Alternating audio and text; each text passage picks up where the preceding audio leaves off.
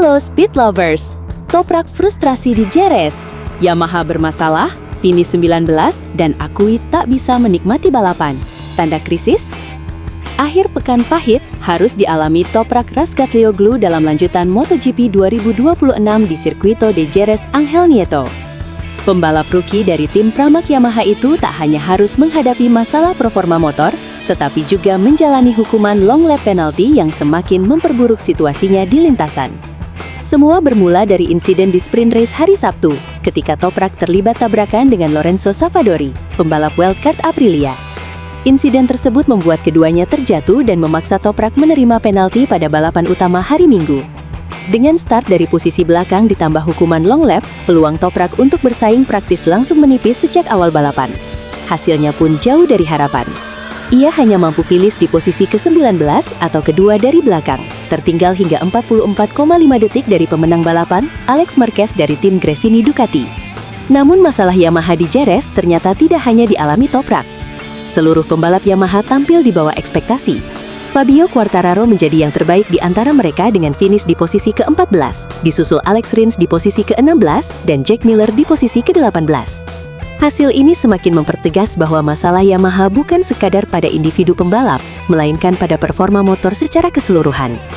Toprak sendiri tidak menutupi rasa frustrasinya. Ia bahkan menyebut akhir pekan di Jerez sebagai salah satu yang terburuk sejak balapan di Thailand. Menurutnya, berbagai masalah teknis membuatnya kesulitan menemukan ritme balapan sejak awal. Salah satu kendala utama yang ia soroti adalah sistem engine brake. Toprak menjelaskan bahwa dengan ban baru, ia kesulitan mengontrol motor, terutama saat memasuki tikungan. Engine brake yang tidak bekerja optimal membuatnya kehilangan kepercayaan diri dan tidak bisa memaksimalkan potensi motor. Menariknya, ia mengaku performanya justru membaik di akhir balapan. Dalam 5 hingga 6 lap terakhir, Toprak mulai menemukan feeling yang lebih baik dengan motor. Hal ini memungkinkan dirinya mencatat waktu putaran yang lebih kompetitif dibandingkan awal balapan. Namun, perbaikan tersebut datang terlambat. Ia menilai tim perlu menganalisis secara detail perbedaan antara performa di awal dan akhir balapan, termasuk pengaruh degradasi ban belakang. Selain itu, ia juga ingin memaksimalkan penggunaan ban depan agar bisa meningkatkan stabilitas dan kecepatan saat menikung. Fokus utama Toprak kini tertuju pada sesi tes pasca balapan di Jerez. Ia menegaskan bahwa perbaikan pada sistem elektronik, khususnya engine brake, menjadi prioritas utama. Tanpa solusi atas masalah ini, ia merasa sulit untuk benar-benar menikmati balapan. Pernyataan paling jujur datang saat ia mengungkapkan kelelahan mental yang mulai dirasakannya. "Saya capek, motornya tidak bekerja dengan baik, dan saya tidak bisa menikmati balapan," ujar Toprak dengan nada frustrasi. Sebagai pembalap yang dikenal agresif dan penuh percaya diri, kondisi ini tentu menjadi tantangan besar. Apalagi, ia baru menjalani musim pertamanya di MotoGP setelah sukses besar di ajang World Superbike. Toprak mengakui bahwa fase adaptasi ini tidak mudah. Ia mencoba meyakinkan dirinya bahwa musim pertama adalah masa pembelajaran. Namun di sisi lain, tekanan untuk tampil kompetitif tetap ada. Ia juga menyinggung performa rekan-rekannya di Yamaha, termasuk Fabio Quartararo, yang dikenal kuat di Jerez. Namun bahkan mantan juara dunia itu pun kesulitan mendapatkan hasil maksimal.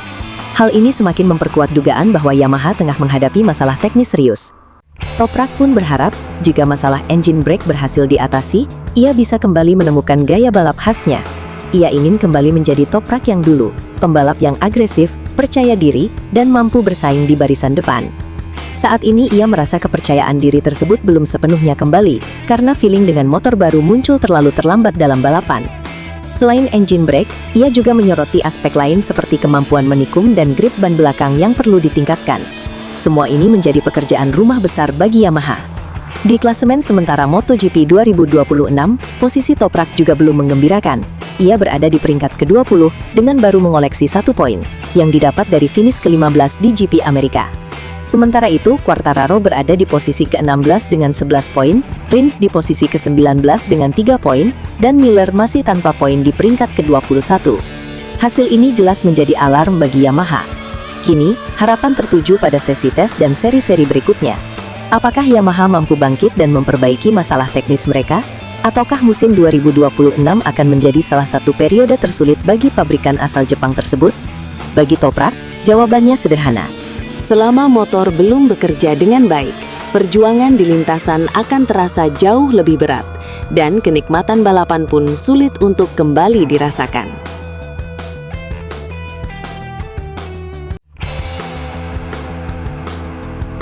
Halo Speed Lovers, Veda Ega diprediksi bangkit di Moto3 Spanyol 2026. Aoyama yakin bisa bersaing di Jerez. Momen pembuktian dimulai. Harapan besar kembali menyelimuti perjalanan pembalap muda Indonesia, Veda Ega Pratama, jelang seri Eropa Moto3 2026 yang akan digelar di Circuito de Jerez Ángel Nieto. Dukungan kali ini datang dari sosok penting di dunia balap, yakni Hiroshi Aoyama, yang kini menjabat sebagai manajer tim Honda. Mantan juara dunia kelas 250cc tahun 2009 itu secara terbuka menyatakan keyakinannya bahwa Veda memiliki kapasitas untuk bersaing di salah satu seri paling bergengsi dalam kalender Moto3 tersebut. Keyakinan ini bukan tanpa alasan, melainkan berdasarkan perkembangan performa Veda sepanjang awal musim. Seri di Jerez memang bukan balapan biasa. Sirkuit ini dikenal sebagai lintasan klasik yang syarat sejarah dalam dunia MotoGP.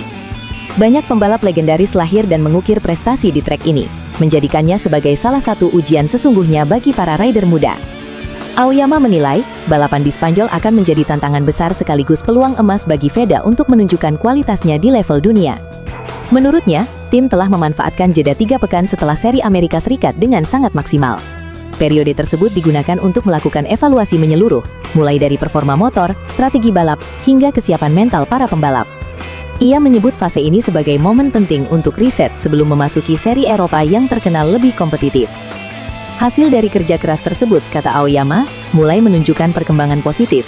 Ia optimistis peningkatan yang telah dicapai selama masa jeda bisa langsung diterjemahkan ke dalam performa di lintasan saat balapan berlangsung. Namun tantangan yang menanti jelas tidak ringan. Sirkuit Jerez dikenal sebagai salah satu trek paling teknis dalam kalender MotoGP. Layout lintasan yang kompleks menuntut presisi tinggi dari setiap pembalap. Kesalahan kecil saja bisa berdampak besar terhadap posisi akhir. Selain itu, hampir semua pembalap sudah sangat familiar dengan karakter trek ini. Hal ini membuat persaingan menjadi semakin ketat, karena perbedaan waktu putaran biasanya sangat tipis. Dalam kondisi seperti ini, konsistensi dan fokus menjadi kunci utama. Aoyama menegaskan bahwa Veda harus mampu langsung menemukan ritmenya sejak sesi latihan bebas hari pertama. Adaptasi cepat akan sangat menentukan, terutama dalam mencari setelan motor yang tepat. Ia juga menyoroti pentingnya eksekusi sempurna di setiap sesi, mulai dari kualifikasi hingga balapan utama. Di kelas Moto3, di mana puluhan pembalap sering finish dalam jarak yang sangat rapat, strategi balap dan pengambilan keputusan menjadi faktor penentu. Tak hanya Veda, Aoyama juga berharap rekan setingnya, Zen Mitani, mampu tampil kompetitif dan memberikan hasil maksimal bagi tim. Di sisi lain, Moto3 Spanyol 2026 juga menjadi momentum penting bagi Veda untuk bangkit setelah hasil kurang memuaskan di seri sebelumnya. Pada balapan di Amerika Serikat, Veda gagal finish akibat insiden terjatuh. Hasil tersebut tentu menjadi pukulan, terutama setelah ia menunjukkan performa menjanjikan di 2 seri awal musim. Sebelumnya, Veda tampil cukup impresif di Thailand dan Brasil, bahkan mampu bersaing di barisan depan. Penampilan itu menjadi bukti bahwa ia memiliki potensi besar untuk bertarung di level internasional. Kini, seri Jerez menjadi ajang pembuktian berikutnya. Veda dituntut tidak hanya tampil cepat, tetapi juga menunjukkan konsistensi yang menjadi kunci utama di Moto3. Jika mampu bangkit dan meraih hasil positif di Spanyol, kepercayaan dirinya diyakini akan meningkat signifikan.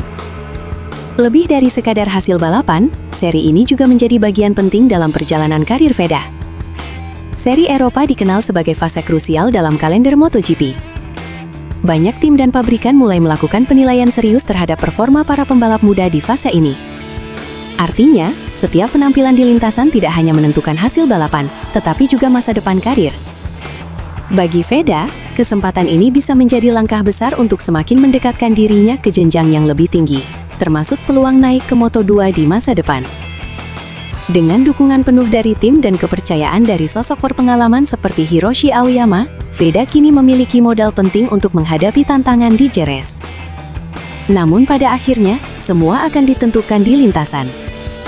Apakah Veda mampu menjawab ekspektasi besar tersebut? Ataukah tekanan justru menjadi hambatan di sirkuit yang terkenal kejam bagi para rookie? Jawabannya akan segera terungkap akhir pekan ini di Ceres, tempat di mana talenta diuji, mental ditempa, dan masa depan mulai ditentukan.